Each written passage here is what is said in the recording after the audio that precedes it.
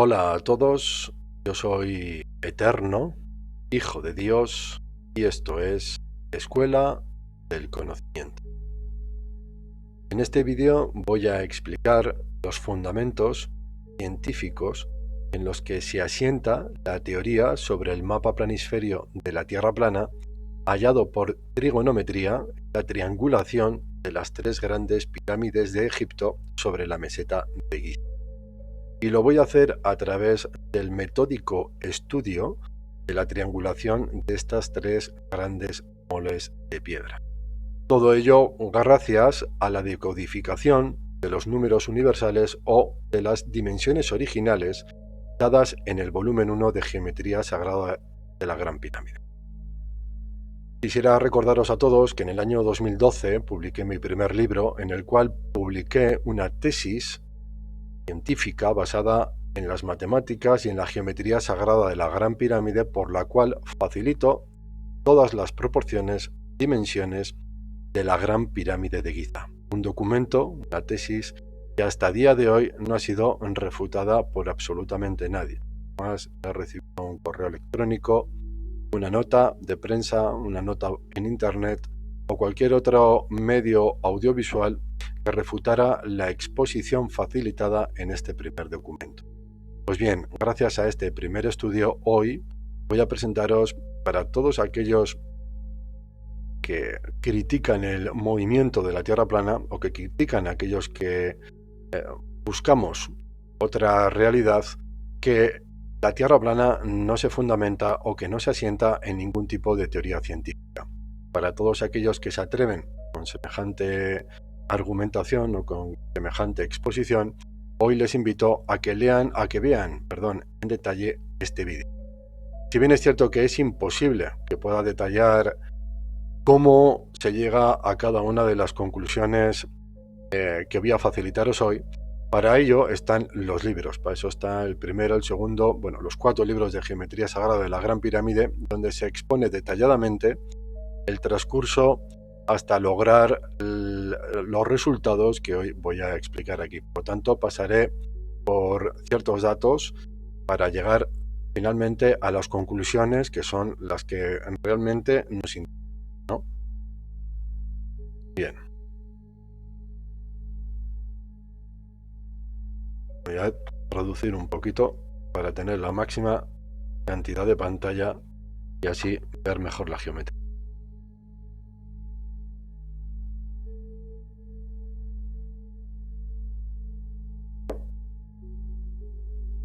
Voy a empezar leyendo un pequeño extracto del capítulo 17 del volumen 3 de Geometría Sagrada de la Gran Pirámide, Tratado de Cosmografía y Tierra Plana. La meseta de Giza se encuentra a unos 20 kilómetros de la ciudad del Cairo. En ella se hallan las tres grandes pirámides de Egipto, construidas según la arqueología contemporánea por los faraones de la cuarta dinastía, Keops, Kefren y Micerino. Los dos volúmenes anteriores de Geometría Sagrada de la Gran Pirámide centran principalmente su estudio en la más grande de estas tres pirámides, la Gran Pirámide de Giza, o mejor dicho, el Gran Octaedro de Giza. Ahora, debido al interés científico innegable que despierta la meseta de Giza, ya desde tiempos de Al-Mamun y como preámbulo de lo que está por venir, se dará continuidad a estos dos volúmenes anteriores estudiando la geometría sagrada de esta extraordinaria planicie. Inspirado por el astrónomo escocés Piazzi Smyth, Flinders Petrie, padre de la arqueología moderna, visitó Egipto en el año 1880 para medir con la mayor precisión de su época tanto la Gran Pirámide como las otras dos pirámides que la acompañan en la meseta de Giza. Una de las muchas partes de su extenso trabajo se centra en lo que se conoce como la triangulación de Giza o las relaciones topográficas que mantienen estas tres construcciones entre sí. Este es el plano de la triangulación de Giza realizado por Sir William Matthew Flinders Petrie, como he mencionado ahora mismo, padre de la arqueología moderna. Me gustaría presentaros a Matthew Flinders Petrie, el egiptólogo británico que, como ya he dicho, en el año 1880 visitó la meseta de Giza cargado con una serie de instrumentos de agrimensura entre ellos un teodolito y todo tipo de instrumentos, para medir con una detallada precisión, que a día de hoy sigue siendo válidos todos los estudios y todas las mediciones realizadas con Petri. Bueno, él hizo todo tipo de mediciones, tanto de ángulos como distancias, como de azimut, etc. Matthew Flinders Petrie escribió un libro que se titula The Pyramids and Temples of Gizeh, donde dejó reflejado todo este estudio, este metódico estudio que llevó adelante en aquella época. Más tarde, en el año 1925, aquí tenemos a Flinders Petrie, en el año 1925 las autoridades de arqueología egipcias le solicitaron a Cole, a través de Ludwig Borchardt, que verificara el trabajo realizado por Flinders Petrie. Aquí tenemos el extraordinario libro también de Ludwig Borchardt, donde podéis encontrar muchísimas mediciones que tomó igualmente sobre los zócalos, sobre la base, sobre los revestimientos, etcétera, de la Gran Pirámide, y cómo luego es el propio Ludwig Borchardt quien, al solicitar esa comprobación de las mediciones de Petrie, finalmente las autoridades británicas le encargan a Cole que haga un estudio también preciso, también con los métodos de aquella época, con los años 1925, con los teodolitos de aquella época. Y se pudo descubrir que efectivamente las mediciones de Petrie son a día de hoy todavía las más perfectas conocidas y utilizadas tanto por arqueólogos como por ingenieros, arquitectos y hombres y mujeres del mundo entero que se atreven con lo desconocido y con lo extraordinario en el Antiguo Egipto. Pues bien, vamos a ver cómo el mapa planisferio de la Tierra plana, que dejaron los antiguos egipcios codificado en la meseta de Giza, parte del estudio de la triangulación de las tres grandes pirámides de Giza, y para ello yo me apoyé en las mediciones que Sir William Matthew Flinders Petrie dejó en su libro The Pyramids and Temples of Gizeh, que lo tenéis aquí, que vosotros mismos podéis descargar, un extraordinario documento que bien vale la pena ojearlo o estudiarlo. Bien, nos vamos a ir a la página 125 porque es en el capítulo 13, donde figuran los azimuts a través de los cuales vamos a decodificar la triangulación de las tres grandes pirámides de Giza. Gracias a esos datos, como digo, voy a reducir aquí y voy a poner ya la geometría en paralelo y nos vamos a ir a esta geometría. Pues gracias a estos datos, como sucedió de igual manera con los números, con las dimensiones originales de la Gran Pirámide, los cuales fueron imposibles de poder descubrir si no fuera por el trabajo previo realizado por Petrie, hoy igualmente agradezco el excelentísimo trabajo de este hombre, porque gracias a él hoy tenemos una teoría en la que se fundamenta de manera científica y contundente el mapa planisferio de la Tierra plana. Bien, en la página 125 de su obra, The Pyramids and Temples of Gizeh, leo este pequeño extracto del tercer volumen. Petrie detalla las posiciones relativas entre los centros de estas tres pirámides. Y ahora facilito una serie de datos. Centro primera pirámide a centro segunda pirámide, 486,877 metros, y azimut 43,22. Segundo azimut, centro primera pirámide a centro tercera pirámide, distancia 936 metros, azimut 37,51, 6 segundos. Tercer dato, centro segunda pirámide a centro tercera pirámide, 453,979 metros y azimut 34,10,11. Bien, pues en otra página web muy interesante, que fue... A ver, tenemos aquí, que se titula Ronald Bitzars. En esta página web, el autor de esta página web tiene publicado todos los estudios de Sir William Matthew Flinders Petrie, su obra la tiene colgada aquí de manera digital. Y cuando entramos en este capítulo, en el capítulo 13, nos hace aquí, veis que aquí que está en rojo, nos señala que, que hay unos errores en ciertas mediciones tomadas por Petrie. Y afirma que fue otro gran estudioso del Antiguo Egipto, otro reconocido autor, Stephen Bravin, quien ya en época mucho más moderna descubrió que había una serie de errores que cometió Petrie en el estudio de la triangulación de las tres grandes pirámides de Giza. De lo cual voy a leer ese pequeño extracto para que vayamos adentrándonos en esta teoría. Según afirma el editor digital Ronald Bitzal en su página web, Petrie erró en el cálculo del azimut entre el centro de la segunda pirámide y el centro de la tercera pirámide. En el proceso, afirma que también incurrió en algunos pequeños errores subsidiarios, la mayoría de los cuales son relativamente insignificantes. A continuación, se detallan las cifras corregidas por Stephen Bravin, autor del libro The Incomplete Pyramids, quien declaró que los azimuts y las distancias directas de Petrie, que supuestamente describían los lados de un triángulo, en realidad no lo hacían. Bien, hoy voy a poder demostrar cómo efectivamente Petrie erró en ese cálculo de ese azimut, sobre todo. Los otros dos errores son insignificantes, pero aquí hay un error porque, según afirma Stephen Bravin en su libro The Incomplete Pyramids, que también lo tengo por aquí, el error que cometió Petrie fue a la hora de calcular un ángulo y cambiar el signo positivo a negativo.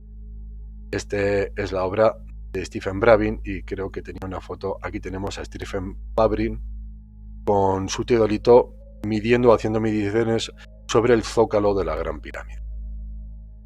Pues bien, ahora, una vez que ya tenemos los datos más precisos realizados por aquellos que visitaron la meseta de Giza con instrumentos de medición ópticos, como un teodolito, vamos a trabajar en esas mediciones. Y ahora, con las mediciones corregidas, que también existe un documento como este Excel del propio Stephen Bravin, que lo tiene colgado en su página web, donde tiene bastantes papers científicos muy interesantes.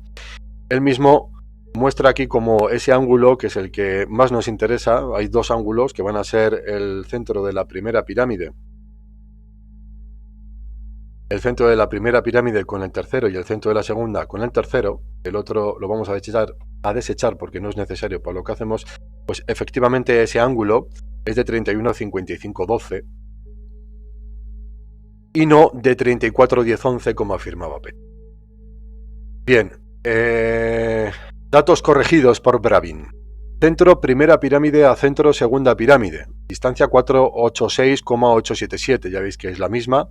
Y azimut 43,2252, exactamente lo mismo. Centro primera pirámide a centro tercera, 936,16 metros. Aquí varía un poco con respecto a lo que midió Petrie. Y azimut 37,516. Azimut deja el mismo.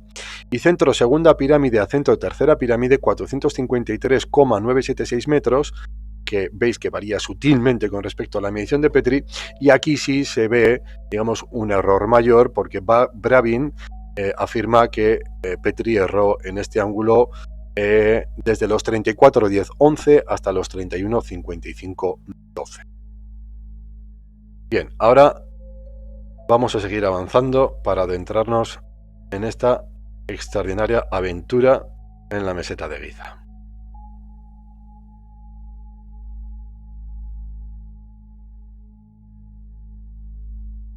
Lo que estáis viendo en pantalla son las tres grandes pirámides de Giza sobre la meseta de Giza. Y este símbolo que veis aquí, que a muchos os sonará, es el compás masón, donde en la cúspide de la Gran Pirámide, que se refleja aquí, ahora vamos a ver cómo esta es la cúspide de la Gran Pirámide, figura ella misma. Veis aquí que es la Gran Pirámide a modo de el compás, ¿no? Donde está el tornillo que gira ese compás para que se pueda regular. Pues bien, el triángulo formado por esta arista exterior y la base representa los 4 triángulos isósceles que constituyen la Gran Pirámide de Giza, con sus proporciones y dimensiones. Pero cuando nosotros cogemos esos 4 triángulos isósceles, son representados en un 2D en un papel, y los abatimos entre sí, yéndonos a la tercera dimensión, lo que sucede es que le damos ya a esos triángulos un ángulo de inclinación. Y al darle ese ángulo de inclinación, se forma aquí la pirámide. siendo ahora este lado y la base. Estas serían sus aristas. Si vuelvo al primero, estas serían los lados y la base, y si seccionamos por el medio ese triángulo, este sería el apotema de ese triángulo. Pero el apotema de la pirámide, cuando ya la tenemos en perspectiva y hemos, como digo, tumbado esos triángulos para que toquen en su ápice, el apotema está en perspectiva ahora detrás de la arista. Esta sería una arista, otra arista y la base. Todo esto es importante para que veamos cómo aquellos que han usurpado el conocimiento antiguo han tomado su simbología, porque recordemos que el compás masón fue usurpado a la masonería auténtica y verdadera, aquella que fue constructora de grandes construcciones sagradas, no aquella que fue la que hoy conocemos, que fue, como digo, usurpada por otra sociedad secreta como son los Illuminati. Cabe destacar que todos aquellos que habéis leído mis libros sabéis de sobra que la Gran Pirámide representa el templo de Salomón, porque si algo representa la Gran Pirámide de Giza es el sello de Salomón o la estrella de David, un símbolo que, como todos sabéis, es utilizado hoy por aquellos que dominan el mundo en la oscuridad. Bien, voy a continuar leyendo. Obsérvese lo siguiente: el ángulo entre el apotema y el eje de la pirámide ABD es igual que 90 grados menos el ángulo de inclinación dado en el volumen 1 de Geometría Sagrada de la Gran Pirámide para la Gran Pirámide, 51, 49, 38, 2. No 51, 50, 14, que es un ángulo de inclinación en el cual se basan el 90 o el 100% de los arqueólogos y todos aquellos ingenieros que hoy avalan la teoría convencional, que se basa en el número pi. Nada más lejos de la verdad. La verdadera inclinación de la Gran Pirámide se basa en el número áureo, no en el número pi. Y el ángulo de inclinación es de 51, 49, 38. Pues bien, cuando le restamos a 90 ese ángulo, el resultado es de 38, 10, 21, 8. Y ese azimut es el ángulo que hay entre el eje de esta geometría y el centro de la tercera pirámide con el de la primera pirámide. Un ángulo muy interesante, porque cuando el Sol, el día 1 de marzo, se eleva tanto como ese ángulo, es el primer día del año en el que se ilumina la lóbrega cara norte de la Gran Pirámide, dando así comienzo al año trópico en la antigüedad, que era el día 1 de marzo y no el día 1 de enero. Un calendario que fue cambiado, si no recuerdo mal, por un emperador romano del cual no voy a decir porque no recuerdo su nombre. Pero seguimos. Siendo 51, 49, 38, 2, como he dicho, el ángulo de inclinación de las caras de la Gran Pirámide dado en el volumen 1, capítulo 3.3. De igual manera, el ángulo entre el lado y la apotema del triángulo CBE, ahora nos vamos al CBE, que es este triángulo pequeñito que hay aquí, o su proporcional FBD, porque esto es una extensión, el triángulo FBD, este que veis aquí, color dorado, es una extensión de este mismo, más pequeño aquí. Es igual que 90 grados menos 58, 16, 57. Es decir, 31, 43, 3 grados. Si ahora nos vamos a este triángulo pequeñito, vemos que el apotema de este triángulo, el ángulo con respecto a la base, al restárselo a 90, me da como resultado, con respecto al propio eje, el azimut entre el centro de la primera pirámide con el centro de la tercera pirámide. Pues bien, este ángulo, 58, 16, 57, es el ángulo de los 4 triángulos isósceles que componen las 4 caras de la Gran Pirámide. Un ángulo que nuevamente se fundamenta y se basa en el número áureo, no en el número pi. Tal y como demuestro en la tesis del volumen 1 de Geometría Sagrada de la Gran Pirámide. Bien, diferencia de azimuts. Petri, como hemos visto, dice que este ángulo primero era de 37,51,6, la Geometría Sagrada 38,10,21, diferencia 19 minutos de arco. Bravin, porque aquí aunque pone azimuts de Petri, aquí hay un error mío en el documento, una errata que corregiré en mis próximos trabajos. Bravin, 31,55,12, Geometría 31,43, 3 segundos, diferencia 9 minutos de arco, que es la diferencia entre este ángulo que os he enseñado aquí. Bien, gracias a estos dos azimuths ahora podemos dar un posicionamiento estratégico y geográfico sobre la meseta de las 3 grandes pirámides de Giza. Pero esto va mucho más allá, porque estas mediciones se pueden contrastar a través de otro tipo de instrumentos que hoy están libres en internet para poder medir distancias. Pero fijaros, las posiciones relativas de las 3 grandes pirámides de Giza sobre la meseta de Giza, así como acabamos de ver, que están formadas por estos ángulos sagrados, igualmente los centros de estas pirámides están conformados o están separados por esta serie de rectángulos áureos, los cuales no voy a entrar a leer y a seguir porque yo creo que sería demasiado espeso el documento o el vídeo, ¿no?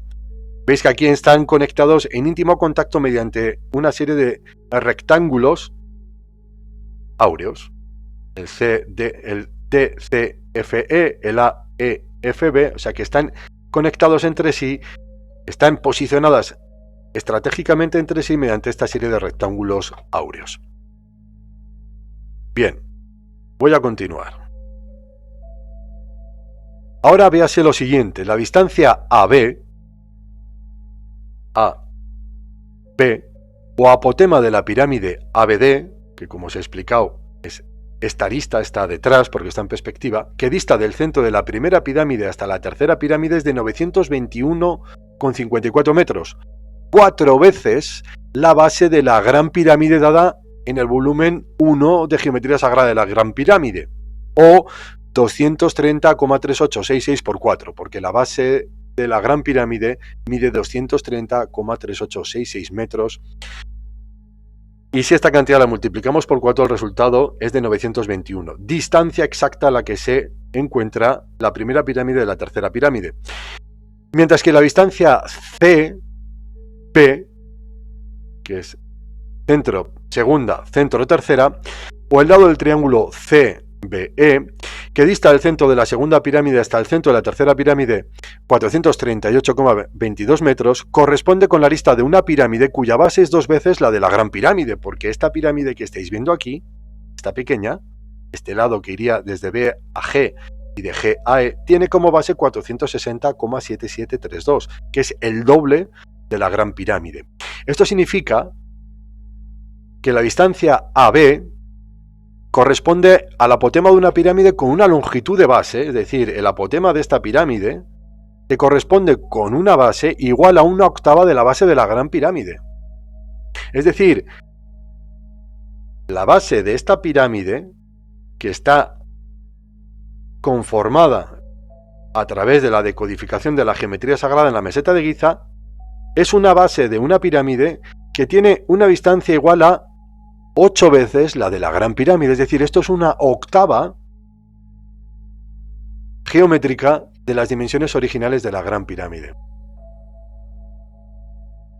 Los intervalos armónicos musicales, como la octava, la cuarta justa, etcétera, etcétera, etcétera, que demuestro en el volumen 2 de Geometría Sagrada, todos esos intervalos se hallan dentro de los óleos platónicos, no voy a entrar ahora en esto, fueron también utilizados para dar forma y constitución a los lugares sagrados, como la Catedral de Chartres, por ejemplo.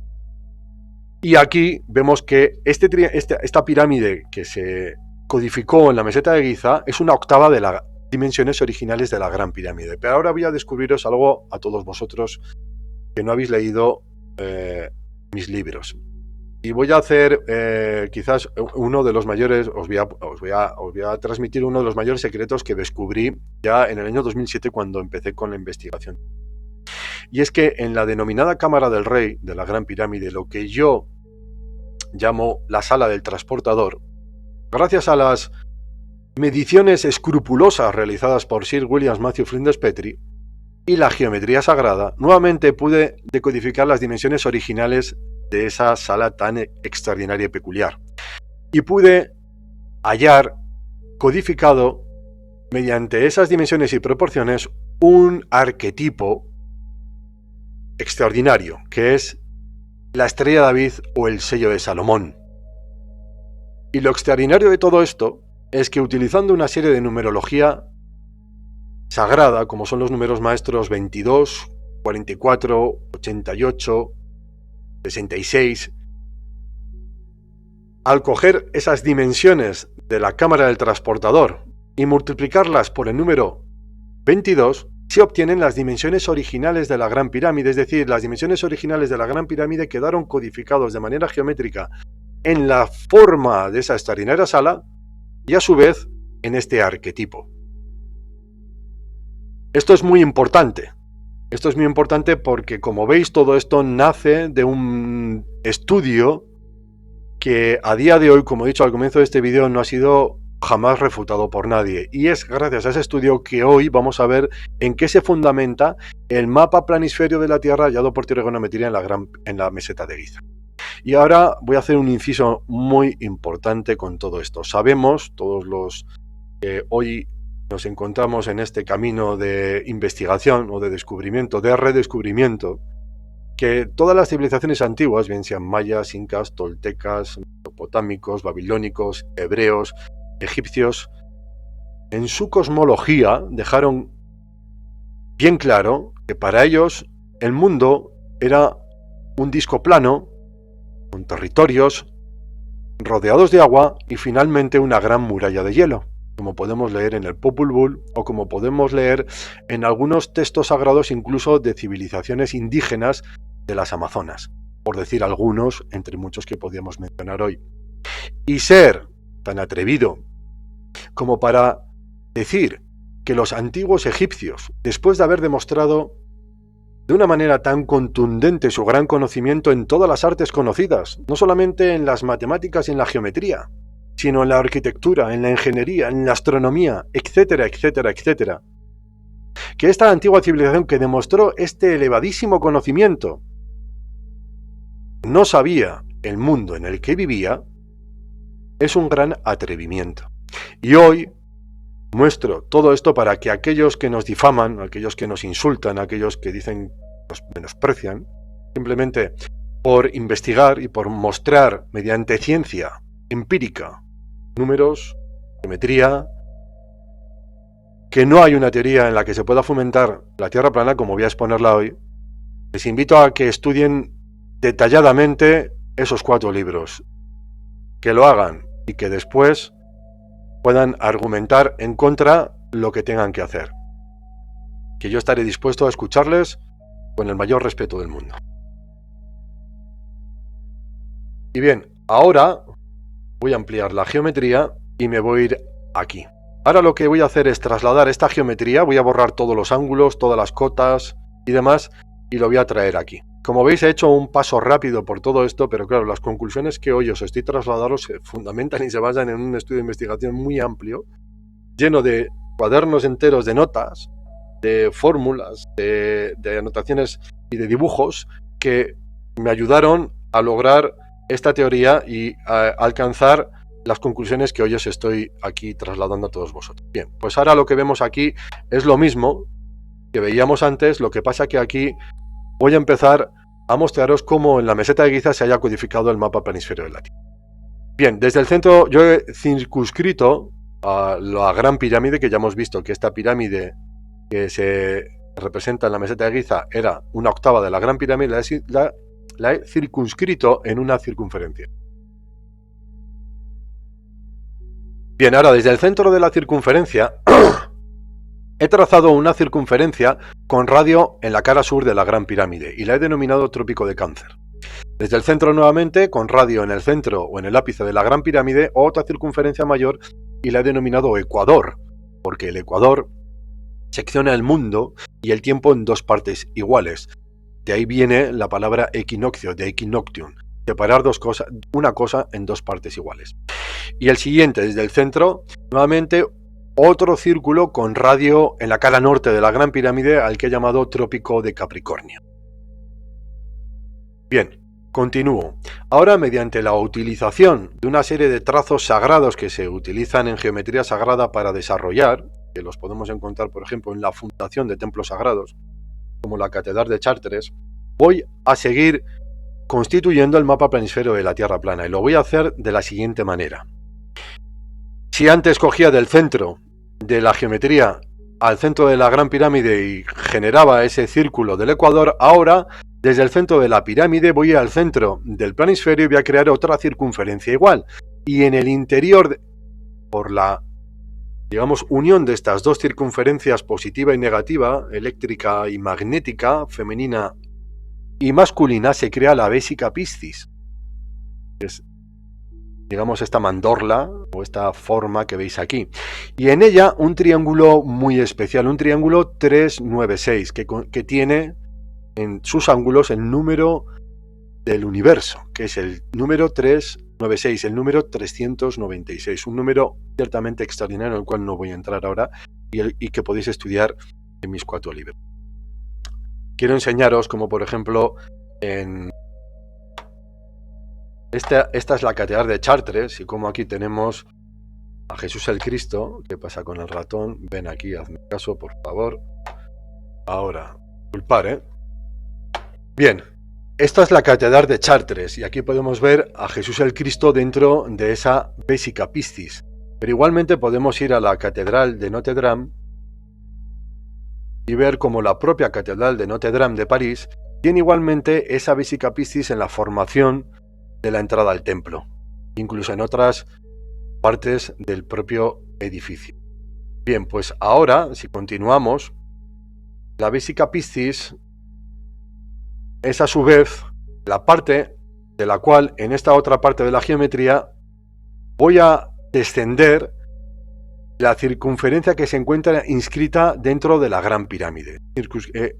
Inscrito dentro de una circunferencia y ahora voy a hacerla descender desde la Vesica Piscis como un descenso del vacío hacia la realidad, como un descenso desde el otro lado del velo hacia la realidad, el descenso de las almas a la tierra. Voy a hacer, como alegoría, voy a hacer ese descenso de esa circunferencia al centro del planisferio, para así constituir el círculo polar ártico.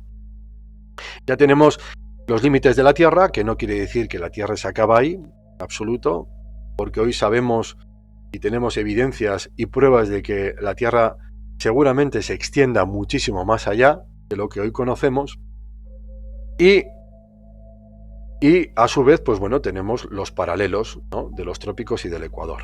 Bien, nos falta el círculo polar antártico y para ello lo que voy a hacer es nuevamente concentro en el ápice de la pirámide, crear otra circunferencia con radio esta vez tangente en el círculo polar ártico, de tal manera que al crear este círculo tangente en el círculo polar ártico creo un punto del cual nace el círculo polar antártico.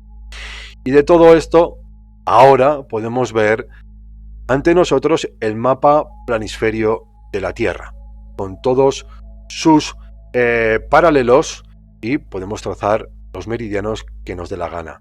Y a su vez, indudablemente, con toda la geografía y la geodesia dada en longitud y latitud, de la cual ya he facilitado vídeos sobre cómo funciona y cómo lo explicaba para que esto funcione perfectamente como cualquier otro mapa. Bien.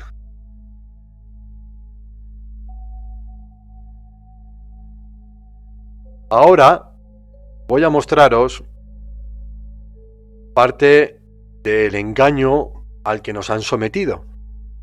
Porque aquí lo que estáis viendo en pantalla es la proyección o la proyección estereográfica de una esfera sobre un plano. Los manipuladores lo que hicieron fue llevar el plano hacia la esfera. Y como veis, esto es algo que insisto siempre en explicaros.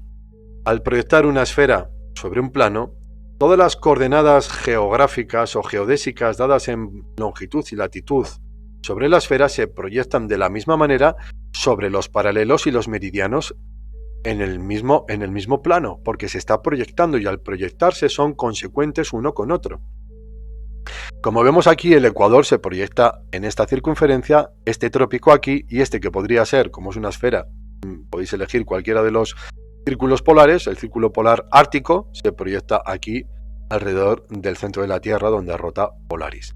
Y, en consecuencia, debido a esa proyección, los otros paralelos se despliegan a lo largo de estas circunferencias, de tal manera que lo que es la longitud de circunferencia de la Tierra esférica de 40.000 kilómetros, ahora lo tiene el mapa planisferio de la Tierra como diámetro. En la proyección, toda esa longitud de circunferencia se despliega al proyectarse y queda como el diámetro. Por lo tanto, el diámetro de la Tierra plana, el diámetro del planisferio o del mapa de Giza es igual que la longitud de circunferencia de la Tierra esférica del modelo heliocéntrico. Y ahora quiero hacer aquí también otro inciso importante con respecto a algo. Todas las fórmulas de geometría solar que nos pueden dar resultados para la altura, el paralaje o los azimuts del Sol, de la Luna o de las estrellas, funcionan exactamente igual sobre el mapa planisferio de Giza, solo que esas fórmulas ahora tienen unos pequeños matices que hay que cambiar en su constitución para obtener el mismo resultado, y esas fórmulas las he facilitado en el volumen 3 de Geometría Sagrada de la Gran Pirámide para cualquier hombre o mujer que quiera atreverse a obtener cualquier tipo de cálculo y contrastarlo con un simulador de planetario como Stellarium. ¿Y esto por qué es así? Porque al ser semejantes y autorreferentes entre sí, evidentemente, las matemáticas y la geometría del modelo plano dan el mismo resultado, pero a la hora de elaborar esas fórmulas hay unos sutiles cambios que realizar dentro de esas fórmulas. Y ahora voy a lo que quería decir. Se suele decir que el Sol circunnavega el norte. Cuando decimos que el Sol circunnavega el norte, se dice, a mí no me gusta decir esto así, pero eso se suele decir porque el Sol, a lo largo de un año trópico sobre la Tierra, describe una serie de movimientos circulares o de órbitas circulares entre el ecuador, día del equinoccio, hacia el norte, alcanzando el trópico norte, para luego volver hacia el ecuador, retroceder con rumbo sur hacia el trópico de Capricornio y nuevamente volver hacia el ecuador. Este movimiento que lo va haciendo a lo largo de esa serie de círculos, que se convierte como una especie de espiral, es un año trópico. Bien, en el modelo heliocéntrico, la Tierra orbita alrededor del Sol a lo largo de un año trópico. Como demostraré en adelante, el año trópico para los antiguos egipcios se constituía de 364 días y no de 365,27 creo que son del modelo heliocéntrico, pero esto lo dejaré para más adelante. Por lo tanto, si la Tierra orbita alrededor del Sol en ese tiempo y la Tierra a su vez da vuelta sobre sí misma, sobre su eje, en ese movimiento, en ese bamboleo de peonza, sobre el plano de la eclíptica, va teniendo un movimiento angular que le da la declinación máxima y mínima sobre la exposición al plano de la eclíptica. Y de ahí, hoy, podemos obtener todos los datos matemáticos para conocer la altura, el paralaje o el azimut del Sol en cualquier lugar de la Tierra, independientemente de la posición del observador. Y esto es innegable, porque esto es así en el modelo heliocéntrico y cualquier ingeniero de cualquier parte del mundo lo sabe. Yo mismo me he dedicado a la programación de PLCs durante muchos años en el sector de la automoción, en el sector del metal, pero también estuve en otras ingenierías en las que tuve que programar un seguidor solar. Un seguidor solar que tenía dos movimientos, uno de inclinación y otro de rotación, y tenía que seguir al Sol para captar la mayor radiación solar. Y las fórmulas que yo utilicé para configurar ese programa fueron obtenidas del modelo heliocéntrico y contrastadas con otros simuladores, almanaques, etc. Que, por cierto, me ayudó un almirante de la base de Rota para algunas cosas. Un navegante que, si no fuera por él, en algunas cosas me costó. Desde aquí le saludo y le doy las gracias. Pues bien, si hoy tuviera que poner en funcionamiento nuevamente un seguidor, lo haría igualmente con las fórmulas dadas. ¿Qué significa todo esto? Que si en el modelo heliocéntrico la Tierra está orbitando al Sol y ahora en el modelo plano dejamos estática la Tierra y ponemos a rotar el Sol, lo tenemos que hacer sobre los mismos puntos de declinación consecuentes con la latitud terrestre, acorde a la proyección estereográfica que os he mostrado. Aquí, acorde a esto mismo. El Sol ahora va a rotar con su declinación máxima entre los trópicos, alcanzando el centro en el ecuador en los días del equinoccio. Y esas fórmulas van a dar los mismos resultados y los vais a poder contrastar con el simulador de planetario. Si la Tierra fuera cuadrada, rectangular, triangular, si el Sol fuera más al norte, si hiciera espirales, si hiciera saltos, si hiciera cualquier otro tipo de movimiento, la declinación se vería afectada. Y si la declinación se ve afectada la altura, los azimuts y cualquier otro dato que queramos obtener del Sol. Esto es indiscutible, tanto en un modelo como en otro. Lo que tenemos que discutir es si el agua se puede curvar, entre muchas de las cosas que ponen en evidencia al modelo heliocéntrico. La Tierra indudablemente es plana. Y esto es importante porque si entramos a divagar sobre esto nos perdemos. Creo que tenemos que seguir avanzando en lo que tenemos, y lo que tenemos hoy, o lo que yo os estoy hoy trayendo para vosotros, es esto. Y esto lo dejaron los dioses de la antigüedad. Lo dejaron nuestros propios antecesores, los creadores de un mundo que hoy queda muy lejos de nosotros.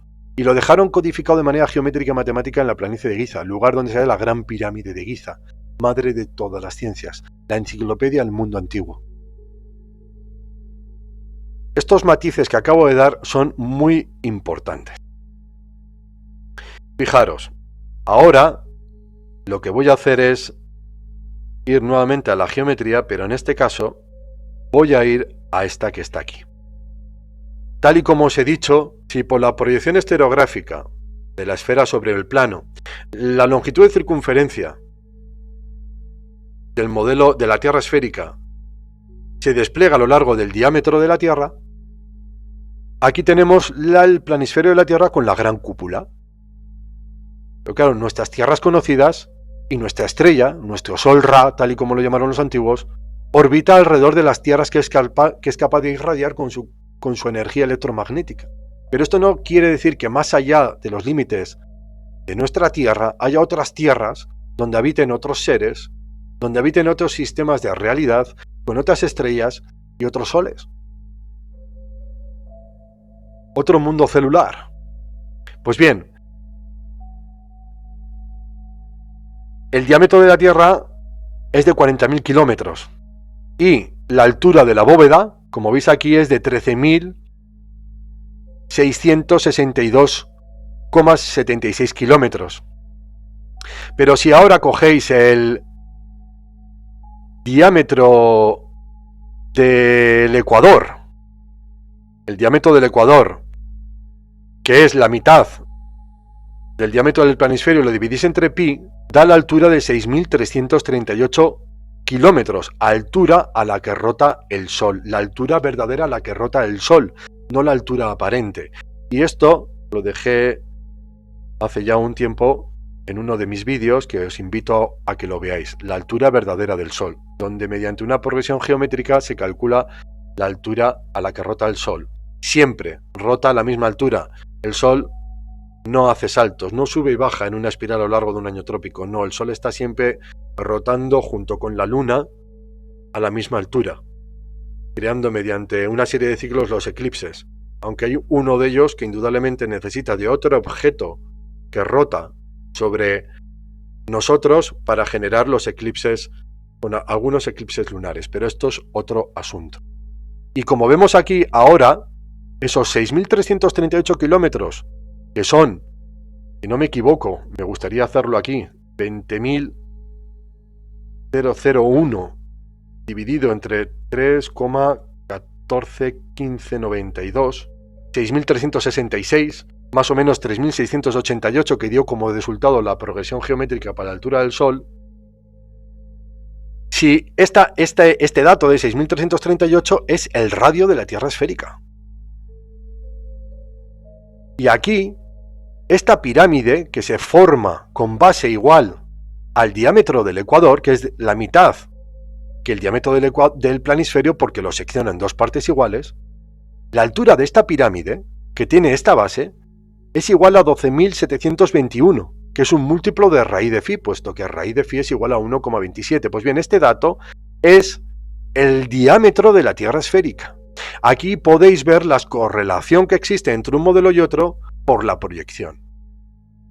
Y cómo esa serie de datos no solamente que existen dentro de la Gran Pirámide y que nos revelan las dimensiones originales de la Tierra, también quedan por ende de alguna manera implícitas en el modelo esférico, porque los manipuladores extrapolaron el modelo plano y lo llevaron a la esfera. Recordemos que fue el movimiento posterior, ya gracias a la Iglesia Católica de Roma y a la sociedad secreta de los jesuitas, que el tiempo circular se convirtió en un tiempo lineal y que la Tierra pasó de ser plana a ser esférica. Y que hoy nos asentamos en una auténtica fe cristiana basada en un cientifismo que nos está llevando indudablemente a la más pura de las ignorancias. Porque yo no voy a ser quien cuestione el conocimiento de la antigua civilización egipcia. Aquí y voy a continuar porque en otros vídeos ya os he enseñado cómo manejaros con los meridianos y los paralelos y con las longitudes y las latitudes. En esta imagen que veis aquí he puesto el mapa de Giza, la proyección de Giza, y debajo he puesto una capa con la proyección azimutal del plano de George Terrerner, que para mí en la proyección el mapa de Gleason es muy buen mapa para que tengamos la comunidad, pero el mapa de George Terrerner, que es un mapa posterior más moderno, para mí es más exacto. Y aquí, como veis, lo he superpuesto el centro con el centro, lo que hace que tanto una proyección como otra sean exactamente iguales. Esto hace que cualquier punto geográfico sobre el mapa de George Terrerner se esté dando en el mapa de Giza y viceversa. Esto da una correlación para cualquier punto que queramos medir. ¿Qué sucede con la proyección estereográfica de una esfera sobre un plano? Otra cosa que tengo que matizar, porque aquí hay cierta confusión que he escuchado en algunos lugares. Cuando realizamos la proyección de la esfera sobre el plano, del ecuador hacia el centro, las dimensiones de la Tierra son exactamente las mismas que te puede dar Google Earth, con una pequeña distorsión de este a oeste, pero no de norte a sur. Pero ¿qué pasa? Que con la proyección, las tierras que están del ecuador hacia los límites son 3 veces mayor que la mitad de la esfera o que la mitad del hemisferio sur. Del ecuador hacia los límites en la Tierra plana, la superficie no es en absoluto la misma que si cortamos esta esfera en dos y cogemos el hemisferio sur. No, es 3 veces mayor. ¿Y qué sucede? Sucede que cuando tomamos mediciones norte-sur, en cualquier parte del planisferio, las distancias son correctas, son muy buenas, pero cuando tomamos distancias este-oeste, las distancias en la Tierra plana se distorsionan con respecto a las de Google Earth porque es 3 veces mayor. Pero fijaros, aquí en este mapa, que no sé si viene aquí la época, 1930 y algo, 1940 y algo, veis las rutas aéreas de aquella época, y no hay ni una sola ruta aérea que se atreva con las grandes distancias en las que hoy no encontramos tampoco rutas aéreas, ni siquiera rutas marítimas de transporte de contenedores o similares. Hoy en día seguimos haciendo estas grandes rutas oceánicas a través de hacer escalas en lugares estratégicos, porque no hay avión que sea capaz de poder avanzar tantísima cantidad de kilómetros sobre la Tierra. Y ahora me diréis, ¿cómo es posible esto? Bien, yo antes de cerrar con todo esto, creo que tenemos que seguir avanzando en el estudio, como hemos hecho gracias al trabajo que trajeron los hermanos Barea con la declinación magnética del navegante, ¿cómo se llamaba? Lo tengo por aquí, Herbert Riboni. Creo que igualmente que es muy interesante como la declinación magnética puede ser una clave dentro de lo que es comprender la distorsión en el hemidisco sur. Pero también hay otra, y es que en este mundo, desgraciadamente, todo es al contrario. Todo es mentira, y el tiempo es otra cosa que nos han impuesto, es una creencia en algo que no es en real como tal. No podemos contabilizar el tiempo a través del secundero de un reloj. El tiempo es real y natural, y lo da el movimiento del astro rey o de las estrellas. Nadie puede regir el tiempo. El tiempo fue instituido por el Creador cuando dio comienzo a la expiación y a la creación misma, y para ello puso a los astros. El hombre no puede creerse por encima del creador y ser capaz de poder medir el tiempo a través de relojes atómicos o de cualquier otro instrumento, y de la imposición de otro tipo de creencia en el movimiento del tiempo, porque esto nos vemos sujetos a una gran confusión y a una distorsión de la realidad. El tiempo es real y natural y se da por el movimiento bien sea del Sol, de la Luna o de las estrellas. Por eso un reloj solar varía en su construcción en función del lugar en el que vayas a colocarlo, porque el movimiento del Sol para cada lugar varía con respecto a cualquier otro del planisferio. Pero fijaros, la fórmula del tiempo se ve afectada por la distancia y por la velocidad. ¿Y por la velocidad de quién? En este caso por la velocidad del Sol, porque el Sol tiene dos movimientos. Un movimiento de velocidad angular, que siempre es constante, porque el Sol da una vuelta al planisferio en 24 horas, y eso siempre lo cumple, independientemente del día del año en el que estemos. Pero ojo, luego el Sol varía en su velocidad tangencial, porque aunque mantenga su velocidad angular, es decir, que en el solsticio de invierno, en el hemisferio norte, el Sol indudablemente tarda 24 horas en dar la vuelta porque mantiene su velocidad angular, pero la velocidad tangencial ha aumentado de manera importante porque la distancia es mayor. El Sol es más rápido para lograr dar esa vuelta en 24 horas, pero sin embargo cuando está en el trópico norte ha visto reducida su velocidad. Si ahora nos venimos aquí y podemos ver como yo he cogido una hora aquí vemos las franjas horarias, he cogido una hora y la he dividido creo que en minutos, o no importa cómo lo hice, para la explicación que quiero dar. Y ahora imaginaos que sois el Sol y que estáis orbitando el trópico norte, en el solsticio de verano en el hemisferio norte. Fijaros lo que al paso de un meridiano a otro, de un minuto de arco a otro, fijaros el tránsito de aquí a aquí, de aquí a aquí, de aquí a aquí. Fijaros cuando yo muevo mi mano, cómo se mueve la barra, ¿veis? El paso que hay entre un minuto y otro minuto a lo largo de aquí se ve rápido. ¿Lo veis? Pero ¿qué sucede cuando vamos más arriba? Ese tránsito aquí es más lento. Yo muevo la mano a la misma velocidad, pero se está viendo en esta zona ese transcurrir del tiempo más lento. Y el tiempo y la distancia son desencadenantes de la comprensión del tiempo, y hoy no estamos suficientemente conscientes y alertas de la verdadera funcionamiento del tiempo, independientemente del lugar en el que nos encontramos. Y esto lo dejo como una pista para seguir avanzando en la distorsión de las distancias en el hemisferio sur. Creo que hay suficientemente información en este vídeo, que ha alcanzado cerca de los 50 o 50 y pico minutos. Me apetecía hacer este vídeo, digamos, como algo así como de urgencia. Llevo un tiempo desconectado del canal porque ciertamente otros proyectos me restan bastante tiempo, la crianza de mis hijos, etcétera, etcétera. Este es un tema que indudablemente me apasiona, y como tal, pues después de los últimos meses que he estado desconectado, ha habido mucho movimiento dentro de la comunidad, dentro de aquellos que estamos abiertos a continuar investigando para retornar a la realidad que nos ha sido usurpada. Y creo que era momento de trasladaros esto para que todos aquellos que estéis abiertos al estudio y abiertos a divulgar y abiertos a transmitir a vuestros más allegados, no dejéis amedrentaros cuando aparezca alguien diciendo que no nos basamos en ciencia, que no nos basamos en empirismo, que no nos basamos en datos puramente científicos. No, tenemos una ciencia, tenemos una teoría, y esa teoría no nos la hemos sacado de la chistera. Esa teoría nos la dejaron grabada en la piedra arquitectónica de Egipto nuestros antecesores. Y hoy no podemos decir que nuestros antecesores no conocían el mundo en el que vivían. Nada más, amigos. Espero que este vídeo os haya gustado. El canal está siendo limitado por YouTube. Tengo pocas visitas. Os invito a que deis el like, que compartáis y que volváis, que pronto nos volveremos a ver. Saludos y buen día.